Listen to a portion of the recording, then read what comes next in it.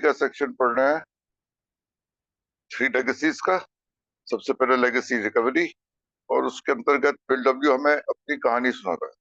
ये स्पष्ट कर दिया बिल डब्ल्यू ने कि कोई भाषण बाजी नहीं, मैं सिर्फ अपनी कहानी, अपना अनुभव, अपना तजुर्बा और अपने साथ औरों का भी वो उसकी व्याख्या करूंगा रिकवरी के शेयरिंग में, टॉक। और उसने बताया कैसे उसका बचपन गुजरा है, और अब वो एक ऐसे स्टेज पे पहुंच गया था, and we are on the top of page 54। सब कुछ मिल गया तो जिंदगी में। बोर्डिंग स्कूल में जब वो दाखिल हुआ तो अलाउंस मिली, यानी कि पॉकेट मनी मिली ठीक ठाक, और बेसबॉल भी खेला, कप्तान बना, बैंड में भी शामिल हुआ, नेतृत्व भी किया, लीडर बनना चाहता था, लीडर बना। एक चीज की कमी थी, वो थी इश्क मोहब्बत की। कन्या नहीं थी कोई उसकी जिंदगी में, तो वो कन्या भी आ गई। और अब जिंदगी जो थी, लिखता है वो वहां पे, I had romance, security and approach, life was ecstatically happy. यानी कि जिंदगी जो थी वो हर्ष और आनंद से भर गई थी, सब कुछ सही चल रहा। अब आगे second paragraph page 54। Then one morning the school principal appeared with a sad face and announced that my girl had died suddenly the night before. उदासी भरी खबर, लड़की जिससे वो प्यार करता था उसका अचानक निधन हो, और ये खबर उसको स्कूल के principal. I dropped into a deep depression that lasted for 3 solid years. 3 साल तक डिप्रेशन में चला गया बिल इस हादसे के वजह से। 3 साल। I did not graduate from school. की पढ़ाई भी स्थगित हुई।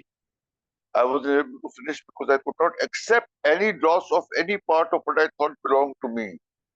शराबीपन का पहला लक्ष्य, वो ये स्वीकार करने को ही नहीं तैयार था कि कोई चीज जो मेरी थी, जो चीज मैं हासिल करना चाहता था, मुझे मिली हुई थी, उससे मेरा नाम लिखा हुआ था, मेरे से छीन कैसे, मेरे से छीन कैसे गई। ये चीज वो स्वीकार करने को तैयार नहीं था, और स्वीकार करने को तैयार नहीं था तो डिप्रेशन में चला गया, उदासी भरे सागर में डूब गया। The healthy kid would have felt bad. कोई नॉर्मल सामान्य बच्चा होता, हेल्दी, तंदुरुस्त, स्वस्थ, मानसिक रूप से स्वस्थ होता, उसको भी बुरा लगता, निश्चित रूप से बुरा लगता। किसी प्रियजन का निधन ऐसे अचानक हो जाए तो बुरा लगता है, but he would never have sunk so deep, stayed submerged for so long। लेकिन इतना दुख, इतनी उदासी, और इतनी गहराई भरी उदासी, और इतनी देर तक, ये चीज जो थी ना, ये शराबियों में थोड़ी सी एक अजीब और गरीब चीज है, जो शराबियों में ही होती है, यूनिक टू अल्कोहलिक्स। तो बातें बता रहा है, इतनी गहरी उदासी में डूब जाना और इतनी देर तक उसमें डूबे रहना। ठीक है, रिवर्सेस आते हैं लाइफ में, दुख आते हैं, लेकिन उस दुख को इतना ज्यादा दिल से लगाना कि इतने उदासी के इतने गहरे सागर में डूब जाओ, और वो भी इतनी देर तक, ये शराबीपन की ही निशानी। तो यहाँ पे बिल्डअप उसकी बात। लेकिन जिंदगी आगे बढ़ी। Then came Louis. लगे उसको 3 साल डिप्रेशन में, लेकिन उसके बाद लुइस आई उसकी जिंदगी में, उसका एक और प्यार, जिससे उसने शादी करी। I was suddenly alive again, एकदम से जैसे जिंदा फिर से हो गया मैं। A going concern once more. A going concern यानी कि एक चलता फिरता कंसर्न, मतलब यहाँ पे कह रहे हैं कि एक कंसर्न होती है, एक ऑर्गेनाइजेशन होता है, एक कंपनी होती है जो बंद हो गई थी लेकिन अब फिर से चालू हो। तो उसकी जिंदगी भी ऐसी एक ऐसे मकाम पे आ गई थी, जिंदगी स्थिर से हो गई थी, लेकिन अब फिर से चालू हो गई, कोई कंसर्न मत। We married during world war when I was a young officer at New Bedford. उसकी शादी हुई वर्ल्ड वॉर 1 के दौरान। जैसे मैं पता है, वर्ल्ड वॉर 1 जो था 1914 से लेकर 1918 तक, उसी के दौरान, जब अमेरिका तुरंत तो वर्ल्ड वॉर में नहीं आई थी, 1916 के बाद यूएसए जो थी वर्ल्ड वॉर 1 में इन्वॉल्व हुई थी। और वो इस टाइम पे वो बिल डब्ल्यू जो था, वो लगभग 21-22 वर्ष का था, और उस टाइम पे जो रिक्रूटमेंट हुई थी आर्मी में, उसमें वो रिक्रूट हुआ था। और उसके जो हमने बिल स्टोरी पे पढ़ी थी बिग बुक से, वही said he was a young officer recruited in Plattsburg, और यहाँ बात कर रहा है न्यू बेडफोर्ड की। मैं थोड़ा सा कंफ्यूज हूँ, प्रोबेबली मेरा दोस्त राजेश थोड़ी सी रोशनी डालेगा, क्योंकि प्लेट्सबर्ग जो है वो न्यूयॉर्क स्टेट में है और न्यू बेडफोर्ड जो है मैसेच्यूसेट्स स्टेट में है। दोनों के बीच लगभग 300 मील का अंतर है। तो वो कहाँ से रिक्रूट हुआ या प्लेट्सबर्ग से रिक्रूट हुआ, उसकी पहली पोस्टिंग न्यू बेडफोर्ड पे थी। I am confuse, Rajesh will help. There we were projected amongst the society folk of the town, और वहाँ पे जो वरिष्ठ नागरिक थे उस शहर के, न्यू बेडफोर्ड के, उनसे उसकी मुलाकात हुई, उसका परिचय किया कराया गया, और जैसे बुक में लिखा है, एक हीरो का वेलकम मिला। वो इस लड़ाई के और इस पूरे उस टाइम के, क्योंकि विश्व युद्ध चल रहा था, ऑफिसर्स जो थे आर्मी के, उनको पूजा जाता था, उनकी सराहना करी जाती थी, उनको बहुत इज्जत प्रदान करी जाती थी। They were celebrated. For the first time in my life, I saw a butler. Army में ग्लैमर और सहूलतें कई होती हैं, उसके में एक चीज होती है कि हर एक आर्मी ऑफिसर को, चाहे वो यंग ऑफिसर हो, न्यू रिक्रूट हो, उसको एक अर्दली मिलता है, ऑर्डरी, जिसको वो अपने आर्मी के लिंगो में बैटमैन भी कहते हैं, जो उसका सारा काम करता है, उसके जूते पॉलिश करने से लेके, उसके कपड़े धोने से लेके, उसकी यूनिफॉर्म चमकाना, और उसको खाने पीने का इंतजाम, सब कुछ करता है वो अर्दली होता है। अब ये चीज जो है वो आज के डेट में भी बटलर्स नहीं होते हैं यार, चाहे कितने भी वरिष्ठ नागरिक हो, कितने भी संपन्न हो, बटलर नहीं होता है यार कहीं पे किसी निवासी के पास। लेकिन यहाँ पे बटलर भी मिलता है आदमी। पहली बार जिंदगी में वो कह रहा है मेरे कोई बटलर, यानी कि एक खानसामा, पियोन, एक चपरासी, कुछ भी कह लो आप, वो उसको मिला। Again came that terrible feeling of inadequacy. लेकिन कुछ जिंदगी में था, कुछ अधूरा था, पर्याप्त नहीं था। इस सब कुछ को मिलने के बाद भी सब कुछ था, लेकिन फिर भी कुछ कमी थी यार। Everything was not adequate, there was some inadequacy, कुछ चीज थी जो नहीं थी पर्याप्त। That shy inability to speak more than 2 or 3 words in a row, शर्म, हिचक, खुल के बात करने की इसकी क्षमता, 2-3 शब्द बोलने के बाद भी वो हिचकिचाने लगता था। वो आत्मविश्वास नहीं था इसको अपने ऊपर, लोगों से संपर्क, इट वॉज ओवरवेलमिंग, और ये इसके ऊपर बहुत भारी और हावी हो रहा था। But one night someone handed me a Bronx cocktail. ये शराब आई बिल्डअप। देखो एक बात यहाँ पे ध्यान करने वाली, कितनी देर से इसकी जिंदगी में शराब का आगमन, पूरा स्कूल कॉलेज निकाल दिया इसने, कहीं शराब का जिक्र। हालांकि हम जो बाद में स्टोरीज पढ़ेंगे कई फाउंडर्स की भी और लोगों की भी। अब हम डॉक्टर बॉब की कहानी ले लें, कॉलेज में पीनी शुरू कर दी थी, कॉलेज से पहले पीनी शुरू कर दी थी। बिल डब्ल्यू ने यहाँ पे आके पीनी शुरू, और क्या किया उसने, किसी ने उसको हैंड का एक ब्रॉन्क्स कॉकटेल, उस टाइम पे कॉकटेल के नाम पे, हम अगर उस दौरान की बात करें तो 2 कॉकटेल चलते थे ज्यादा, एक ब्रॉन्क्स कॉकटेल और एक मैनहट्टन।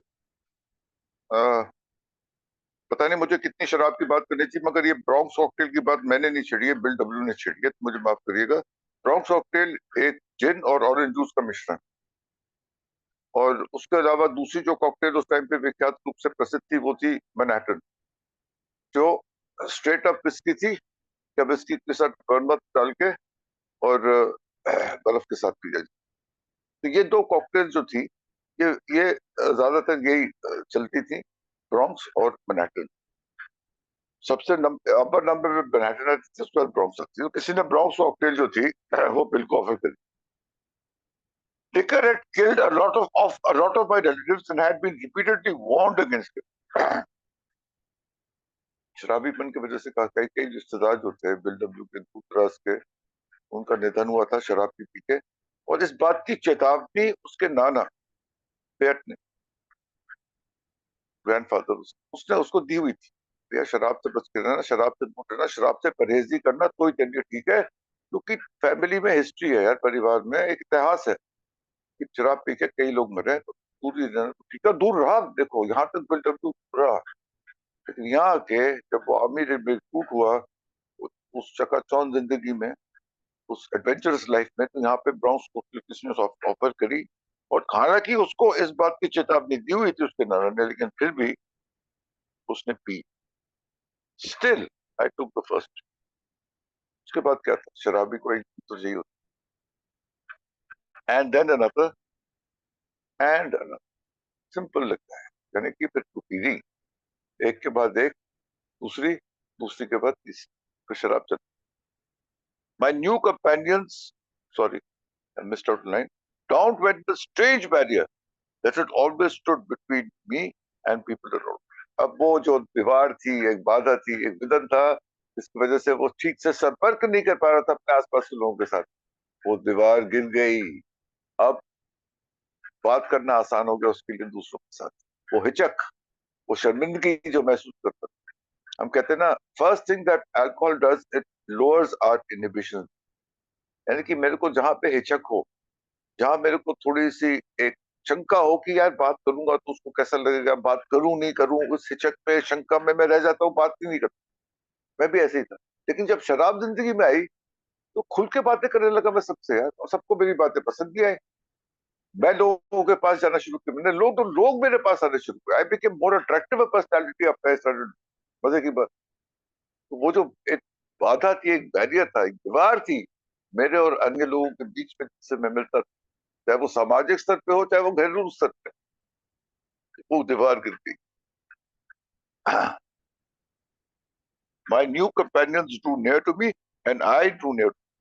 जैसे कि मैं कह रहा था, लोगों ने मेरे साथ आके मेरे से बात करनी शुरू करी जो पहले नहीं करते थे, और मैं लोगों के पास जाके मैं बेहिचक होके, बेधड़ होके उनसे बात। है वॉज द मिसिंग लिंक, यही जो कड़ी थी। I could talk easily, I could communicate, लोगों से बात करना, लोगों से संपर्क करना मेरे लिए आसान हो गया। यही तो वो कड़ी थी जो गायब थी, बीच में मिसिंग थी। वो मुझे मिल गई। अब यहाँ पे हम देखें तो बिल स्टोरी, बिग बुक, मैं साथ साथ दोनों को कोरिलेट इसलिए करता हूँ क्योंकि वहां से पढ़ के जो आए हम, उसकी कौन सी स्टेज बता रहे हैं हम, कि life, alcohol became an important and exhilarating part of my life। पहला, शराब से जो उसको मजा आने लगा था, शराब पी के उसकी जिंदगी में एक अहम भूमिका निभा रही थी, और एक एक्साइटिंग, थ्रिलिंग, एक्सलरेटिंग, यानी कि बहुत उम्मीद लेके आ रही थी शराब उसके साथ, और एक बहुत अहम भूमिका और अच्छाई के लिए प्रगति हो रही थी उसकी शराब पी के। उसको लग रहा था शराब की वजह से ये वो वाली लड़ाई। विश्व युद्ध खत्म हुआ, व्हेन वॉर वाज ओवर, 1918 में। आई रिटर्न फ्रॉम फ्रांस। फ्रांस में हमें पता है कि विश्व युद्ध का जो अंतिम चरण था वो फ्रांस में लड़ा गया था, नॉर्मैंडी बीचेस पे, नॉर्थ ऑफ फ्रांस। तो लगभग सारे सिपाही जो थे उस टाइम पे उधर ही थे, नॉर्दर्न फ्रांस में। और वहां से ही वापस आया वो। तो जब फ्रांस से वापस आया, और तब तक लुइस के साथ की शादी हो गई थी, तो Louis and I live in the city city of New York. वहां पे बिल्कुल दोबारा से अपना वहां पे बसेरा करना पड़ा था, नए तरीके से, क्योंकि आर्मी की नौकरी तो खत्म हो गई थी। ये इमरजेंसी शॉर्ट सर्विस कमीशन थी, उसमें रिक्रूट किया गया था, लड़ाई खत्म, नौकरी खत्म, बैक टू बेस। और I the former officer, I देखो मैं फॉर्मर ऑफिसर, आर्मी का ऑफिसर मैं, had to go to work as a clerk. मेरे पास कोई विकल्प नहीं था, मतलब क्या कहते, उसको एक क्लर्क की नौकरी करनी पड़ी, New York central red road.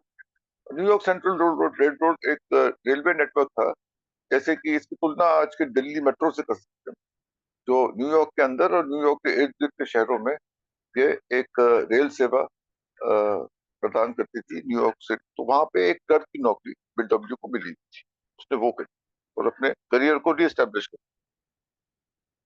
Although I was only a clerk of the New York Railway Road, I set my sights to become president of a steel corporation। देखो नौकरी छोटी सी क्लर्क की, लेकिन सोच कहाँ जा रही है कि स्टील कॉर्पोरेशन का प्रेसिडेंट बनूंगा मैं, एक मुखिया बनूंगा एक स्टील कॉर्पोरेशन का, विराट स्टील कॉर्पोरेशन। काम कर क्या रहा है, दिमाग कहाँ जा रहा है, शराबी पर। और उससे होता क्या है, वो काम भी ठीक से नहीं कर पाया वो जो उसको मिला हुआ था। Rail road fired me because I was such a bad clerk. मैं बुरा क्लर्क था कि रेल रोड ने उसको नौकरी से निकल दिया। लेकिन उसने किया क्या, सिर्फ नौकरी से निकाल दिया, उसने ये नहीं देखा कि मैं काम ठीक से नहीं कर रहा हूँ, मेरे में खामियां क्या है, क्यों मुझे निकाला गया।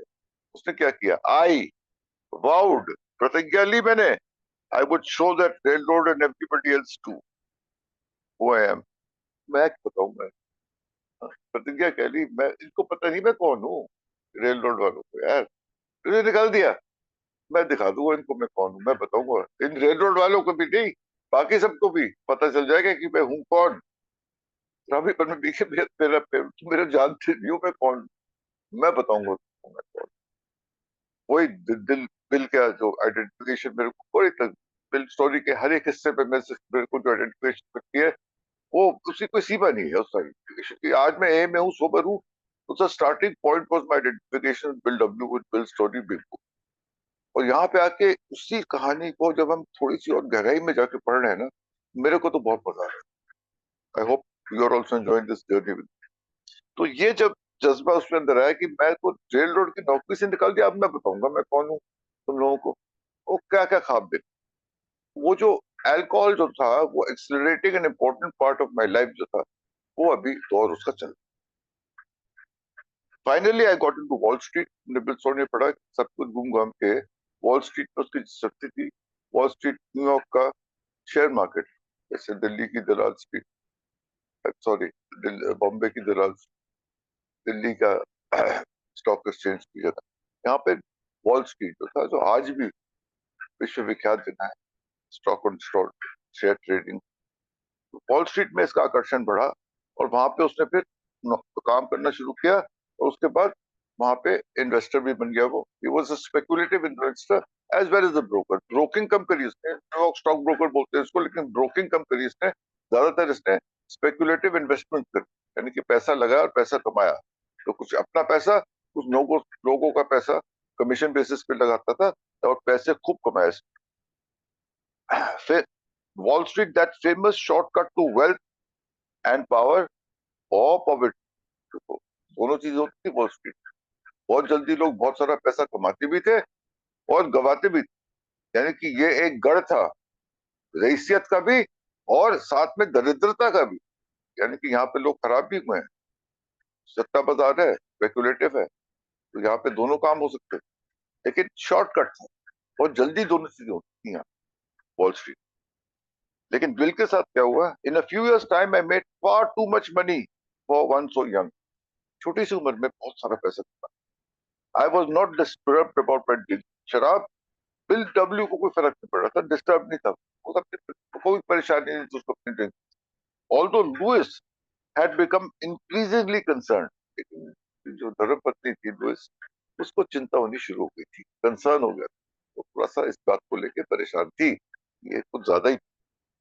इन this period I was drinking to dream great dreams of greater power. देखो first stage, he was alcohol was playing an important and exhilarating part of his life, और वो सपने देख रहा था, पी के सपने देख रहा था, और शक्तिशाली होने, ग्रेटर पावर।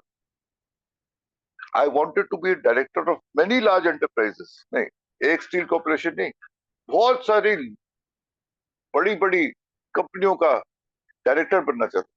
और ये संभव होता है दोस्तों, अगर कोई शेयर मार्केट में काम कर रहा है और वो लगातार किसी कंपनी के शेयर खरीदा जा रहा है, उसकी शेयर होल्डिंग बढ़ती जा रही है, तो निश्चित रूप से उसको बोर्ड ऑफ डायरेक्टर्स में जगह मिलेगी उस कंपनी में, अगर उसकी शेयर होल्डिंग जो है वो एक सब्सटैंशियल अमाउंट में हो, एक भारी संख्या में अगर शेयर हो किसी कंपनी के, तो आप वहां के डायरेक्टर बन सकते हो यार, यही रूट होता है। तो वो ये सपने देख रहा था कि एक नहीं अनेक कंपनियों का डायरेक्टर बनने को मैं तैयार हूँ, इतने शेयर हो गए थे, इतना पैसा हो गया था।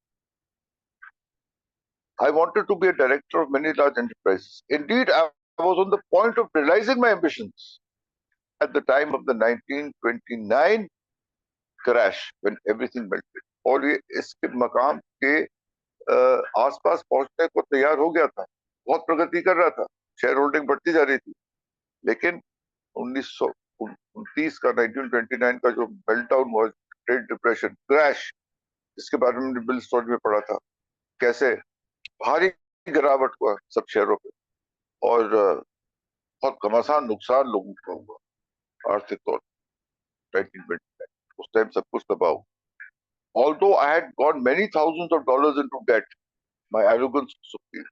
Many thousands of dollars आज की डेट में हम देखें यार, कुछ चंद हजार डॉलर ऋण में चला गया या चंद हजार डॉलर का नुकसान हो गया, कोई बड़ी बात नहीं यार। लेकिन उस टाइम के चंद हजार डॉलर जो थे आज के कई करोड़ों के, बराबर है। और ये बात राजेश कई बार बता चुका है। टाइम उसका इलाज जो भी चल रहा था टाउन्स हॉस्पिटल में बिल डब्ल्यू का, तो अगर हम आज के हिसाब से देखें तो करोड़ों का इलाज हुआ है उसका, 3-4 दफे जो हो गया टाउन, इतना महंगा था। तो यहाँ पे भी वो कह रहा है thousands of dollars into debt तो चला गया। तो ये बहुत भारी रकम थी उस टाइम की, और वो अपने आप को ना सब कुछ उसका जो पास जो था वो भी गया, साथ में डेट भी हो गई। जो गया वो गया, उधारी चढ़ के कई हजार डॉलर। लेकिन उसके बाद भी वो कह रहा है माय एरोगेंस वाज सुप्रीम, यानी उसके उसके अहंकार में और उसकी जो जिद थी उसमें कोई कमी नहीं आई। अपने आप को फिर भी सोच रहा था कि आई लुक विद डिस्गस्ट, घृणा से देख रहा था लोगों को जो बैंकरप्ट हो गए, and people who are there jumping from high buildings, ऊंची ऊंची इमारतों से लोग कूद के आत्महत्या कर रहे थे।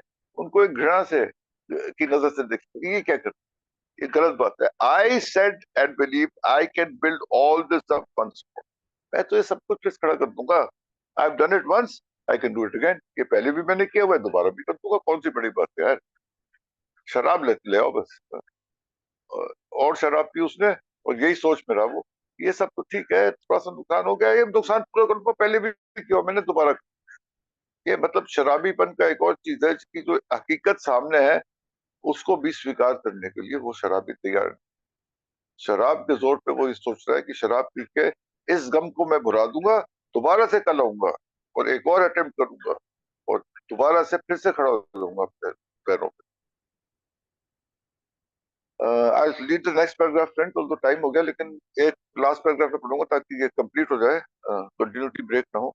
But I did not do it again, लेकिन दोबारा नहीं हुआ। मतलब अब दूसरी स्टेज आ रही है, देखेंगे towards the end of the paragraph. Liquor ceased to be a luxury, became a necessity. Top of page 5, Bill Story, top of page 5 कहता है कि liquor ceased to be a luxury, it became necessity.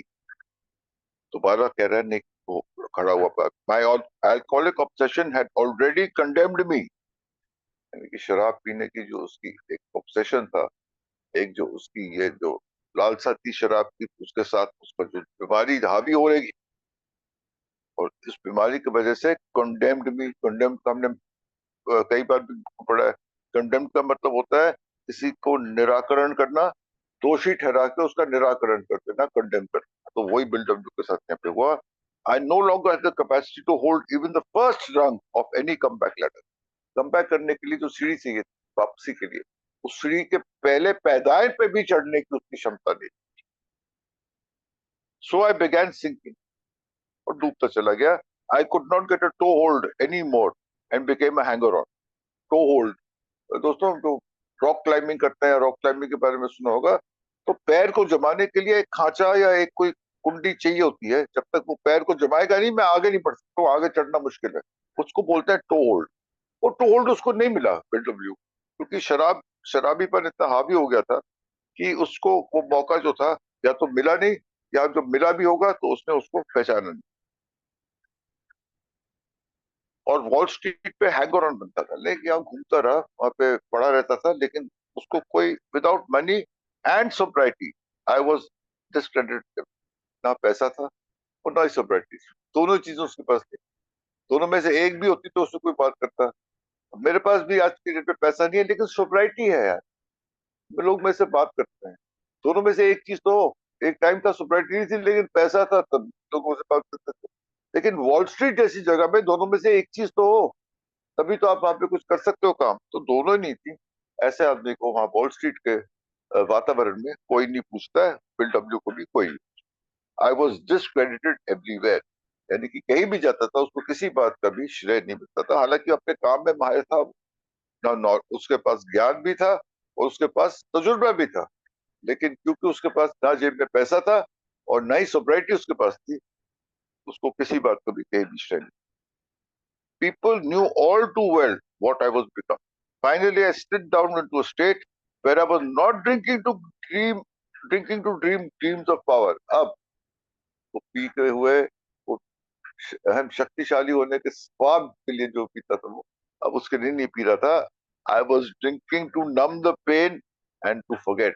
Liquor ceased to be a luxury, it became a necessity. Page 5, big book, big story. I was drinking to numb the pain.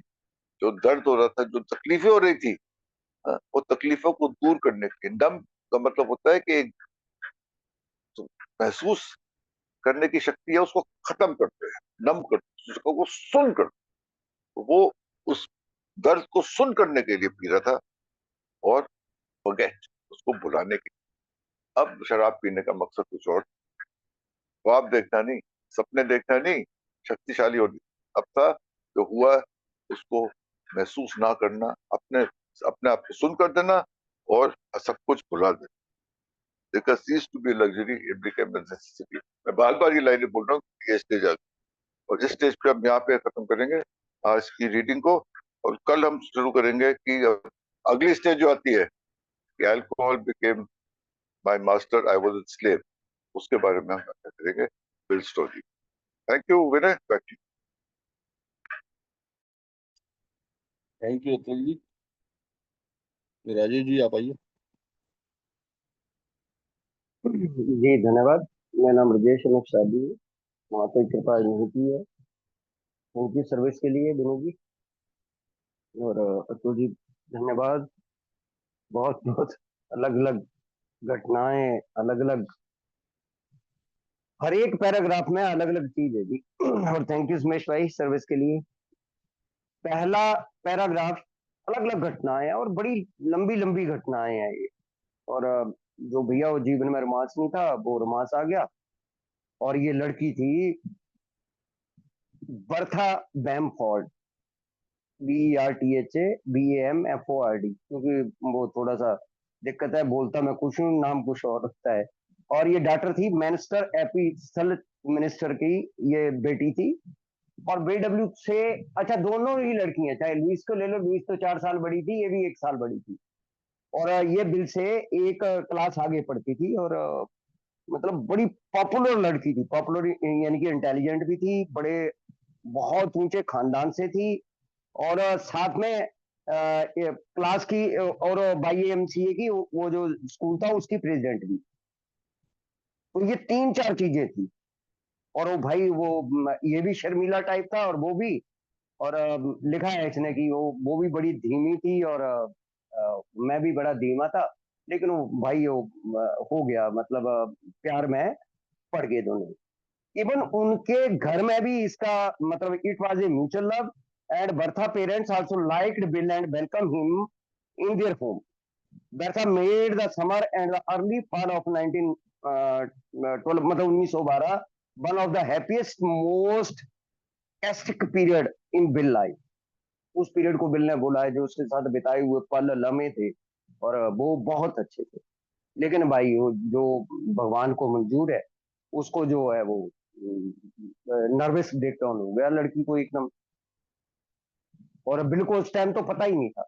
Bill ने लिखा है कि ये जब हुआ तो which mean I now realize ट्रीम्ड depression के कारण वो चीज होती है, और मेरे को समझ नहीं आई कि उस लड़की को क्या हुआ। लेकिन वो मिनिस्टर जनरल में जब वो खबर छपी 1912 थर्सडे नवंबर 21 को, जब खबर छपी, क्योंकि बड़े ऊंचे खानदान की लड़की थी, कि किस प्रकार से जो है वो एडमिट हुई वो हॉस्पिटल में। और एडमिट होने के बाद ऑपरेशन, वो जो ट्यूमर वगैरह थे वो निकाल दिए डॉक्टरों ने, लेकिन वो सरवाइव नहीं कर पाई, क्योंकि इंटरनल वो जो खून हो जाता है, रिचार्ज हो जाता है, इस प्रकार से उसकी डेथ हुई। अब वो सुबह ही प्रिंसिपल ने आके, जैसे ही बच्चे वो सारे के सारे वहां थे, और बहुत बड़े बड़े लोगों ने इसके अंतिम संस्कार में, इस लड़की के अंतिम संस्कार में भाग लिया। लेकिन बिल्कुल क्रैश हो गया, बिल्डिंग बिल्कुल क्रैश। और भैया ये फेल हो गया। मतलब ये सारे टोटल इन्होंने, मतलब इतनी प्यारी प्यारी लाइनें लिखी हुई ना कि हर चीज, no athlete, no school work done, no attention to I1, I was utterly deeply and compulsive miserable, convinced that my whole life had utterly collapse. अंदर से बिल्कुल टूट गया। पूरी तरह से, गहराई से, जरूरी रूप से अंदर से वो दुखी हुआ। और उसने एक बात ठान ली कि भाई मेरे जीवन में खुशियां आ ही नहीं सकती, मैं बिल्कुल अटरली कोलैप्स आदमी हूँ। जब भी मेरे जीवन में कोई ना कोई, और अपने आप को दोष लगा देने की मेरे साथ, क्योंकि पहले वो हल्का सा पेरेंट्स के तलाक से उभरा नहीं था। वो तो नाना नानी बहुत अच्छे थे, उन्होंने बड़ा अच्छा इसकी नौरशिंग करी, तो हल्का सा निकला और वो लवाया जीवन में, और वो भी चली। और इतनी यंग एज में तो किसी बच्चे का जाना, और बहुत बड़ा सेटबैक लगा बेडब्ल्यू। और भाई with onset depression, academic performance dropped, और फिर वो आई फेल्ड इन जर्मन, वो जो सब्जेक्ट था जर्मन उसमें फेल हो गया, कुड नॉट ग्रेजुएट, और ग्रेजुएशन नहीं कर पाया। और माँ आई चलाती हुई। My mother arrived extremely angry from Boston. वो वहां पर स्कूल में पहुंची और कह रहे एक स्टॉर्मी सीन हुआ वो प्रिंसिपल ऑफिस में ना। वो जो कि एक लड़का इतना इंटेलिजेंट टॉप कर रहा है, भाई फेल कैसे हो गया। अब माँ बाप को तो होता ही है ना। माँ आई, माँ डॉक्टरी कर रही थी, और वहां आके इमली ने वो जो हंगामा खड़ा करा, लेकिन इसको साथ लेके अब ये डिप्लोमा जो है वो बीच में रह गया। अब दूसरी घटना, लुइस के साथ मिलना। लुइस के साथ भी इसका ऐसे ही। अब लुइस का परिवार भी भाई वो टॉप क्लास का परिवार, क्योंकि जो लुइस के मतलब पेरेंट्स थे, क्योंकि फिजिशियन थे, और भी कई चीजें थी, और अमीर फैमिली थी। जो इन्होंने जिक्र करा ना वो पॉपर का और नाइफ के साथ खाने का, मतलब बिल ने लिखा है कि मेरे को ऐसे लगता था जैसे देहाती को गांव का बच्चा किसी शहर वाले लोगों के साथ वो चम्मच के वो कांटे के साथ खा रहे हैं खाना, और यहाँ पर ये हाथों से खाने वाले लोग और बाकी चीजें। अब बिल के फादर तो स्टोन कटर ही थे ना। अब वो डॉक्टरों वाली फैमिली थी सारी, डॉक्टर, जज, बड़े बड़े लोग, और बाकी चीजें जो लुइस के थे, और उम्र में भी 4 साल बड़ी। लेकिन भाई वो जो भगवान को मंजूर था। और इनके बीच में जो पहले अफेयर हुआ काफी टाइम चला, अफेयर काफी टाइम चला इन लोगों का, इन दोनों का। और आखिरकार बेडब्ल्यू और लुइस बर्मन विल्सन का 24 जनवरी 1918 को ब्रुकलिन में स्वीडन बॉर्गेन चर्च था, उसमें जो है वो इन दोनों की मैरिज हुई। बिल की उम्र 23 साल और उसकी 27 साल, 4 साल बड़ी थी बिल से। अब अतुल जी ने जो पूछा, देखो एग्जैक्ट तो क्या मैं आंसर करूंगा, क्योंकि मेरे को हिंदी करनी नहीं आएगी। लेकिन वो ऑफिसर भर्ती कहीं हुए, वो मैं एक पैराग्राफ पढ़ने जा रहा हूँ, उसमें पूरा लिखा हुआ है कहाँ ये भर्ती हुआ, फिर ट्रेनिंग के लिए दूसरे कैंप में भेजा, फिर ऑफिसर बनने के लिए तीसरे कैंप में भेजा, फिर आगे जो इसको वो बटालियन मिली, बटालियन का हेड करा, तो चौथे कैंप में भेजा। फ्रॉम द नॉर्वेज, Bill was sent to new officer training camp at Plattsburgh, न्यूयॉर्क का। मेरे को जगहों का नहीं पता कौन सी जगह कहाँ से कितनी दूर है, न्यूयॉर्क में, वहां भेजा। Here he discovered that the Norway's cadet military training had given them the head start of other other camp, and he moved rapidly through the training. His flair of leadership brought him the further recognition, and after additional training, Fort Monaris, Brazania, and missioned the second lieutenant. अब ये दूसरे तीसरे camp में आ गया. It was the heady experience for the 21-year-old. Only a few years earlier had been a deepest depression. Then he was sent to the Fort Rondman, just outside of New Bedford, Minnesota. अब ये यहाँ से जब इसको वो battalion दे दी उन्होंने, और वहां से जब सेकंड लेफ्टिनेंट भी बना दिया, तो फिर यहाँ भेजा था जो बेडफोर्ड की आप बात कर रहे थे। अब आप ये घटनाएं देख लेना जी कि ये कितनी कितने दूर कहाँ से क्या है। और उसके बाद आते हैं जी, ये जो नीचे इन्होंने बोला कि मैं दिखा दूंगा। अब पहली ब्रोनॉक्स कॉकटेल जो हम जिक्र पढ़ते हैं, उसमें बिग बुक में जिक्र पढ़ते हैं कि किस तरीके से वो इन्होंने पहला जो है वो ड्रिंक लिया था, बिल ने। पहला पहला ड्रिंक जो हम पढ़ते हैं ना, वो फर्स्ट ड्रिंक, वो जो बेडफोर्ड में एक ग्रैनियल फैमिली थी, एमा एमा और कैथलाइन, जो उनकी फैमिली मतलब बैकग्राउंड था, वो आर्मी में थे लोग। और अब वो जैसे मेयर टाइप होते हैं ना शहर के, उन्होंने ये जो ऑफिसर थे इनके लिए एक पार्टी रखी थी। जैसे ओलंपिक में जाते हैं बच्चे तो मोदी साहब मिलते हैं, ऐसे मिलते हैं ना लोग, तो ऑफिसर को मोटिवेट करने के लिए एक इस प्रकार की एक पार्टी रखी थी। और ग्रेनियल के घर में ब्रोनक्स कॉकटेल जो है वो जिन, ड्राई स्वीट वेरमोच और ऑरेंज जूस, बिल्कुल सही बोला था अतुल जी ने, वो किस प्रकार से वो वाली चीज होती है। और बीडब्ल्यू यहाँ पर लुढ़क भी गए थे, पास आउट हो गए, लेकिन वो भगवान का शुक्र था कि वो इतना हो हल्ला था कि किसी को पता ही नहीं लगा कि भाई साहब वो हो गया काम।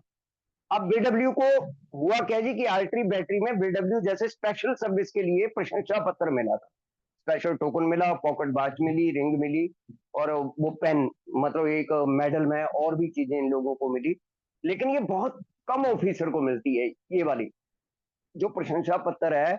मतलब सेकंड लेफ्टिनेंट तो थे ही, साथ में प्रशंसा पत्र मिला बेहतरीन सेवाओं को करने के लिए।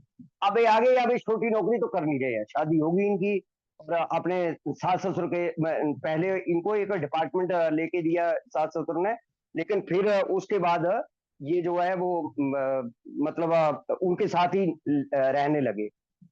अब जो क्लार्क ब्रैनम थे, मतलब लुइस के जो फादर थे, वो उनको लग रहा था कि यार जवाई राजा को कोई नौकरी तो दिलाई जाए। अब छोटी नौकरी कर नहीं रहा, बड़ी मिल नहीं रही है, और शराबियों के साथ ये बड़ी बड़ी आइडेंटिफिकेशन है। छोटी मोटी नौकरी थोड़ी करेगा भाई साहब, सेकंड लेफ्टिनेंट आदमी ऑफिसर। और बड़ी किस्से है, बहुत किस्से है। एक बार किसी ने सल्यूट नहीं मारा तो ये इसको मतलब इसको चिंता होगी, डिप्रेशन होगी, यार लोग समझते ही नहीं है। मतलब जैसे वो मेट्रो से जा रहा था तो जैसे वो चौकीदार टौकीदार टाइप आदमी होते हैं, तो इसको लगता था कि पूरी दुनिया अब सल्यूट मारे। भाई साहब इनको पता नहीं, समझ ही नहीं लग रही लोगों को कि मैं कितना बड़ा ऑफिसर रिटायर होके आया हूँ। अब नौकरी नहीं मिली तो साला साहब के यहाँ, मतलब इनके साला साहब थे न्यूयॉर्क सेंट्रल रोड की इंश्योरेंस डिपार्टमेंट में हेड क्लर्क थे, और उनके यहाँ इनको, साले का नाम था जोन्स, CY जोन्स, और उनके यहाँ इनको एक नौकरी मिली क्लर्क।